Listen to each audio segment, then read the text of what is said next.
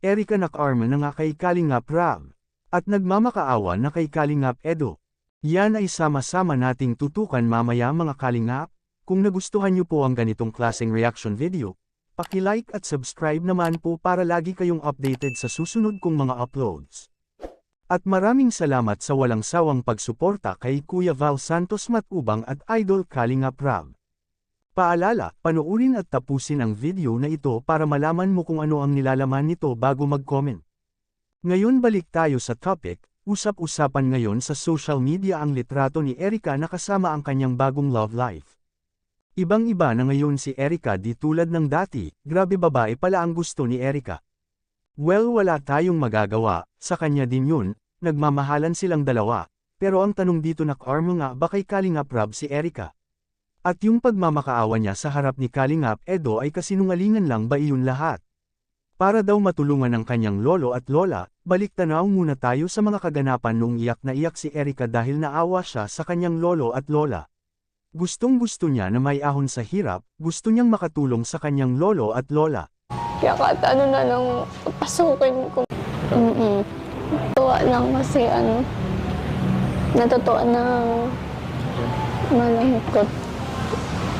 Ngayon, kasi pag naalala ko yung mga pinagdaanan din nila, mama, tsaka ng lola ko. Kaya gusto ko kahit ako na lang yung makapagbigay ng nila, pangarap nila. Salamat. Salamat kay Kuya Rab tsaka kay Kuya Ruel. Kasi dahil sa kanila,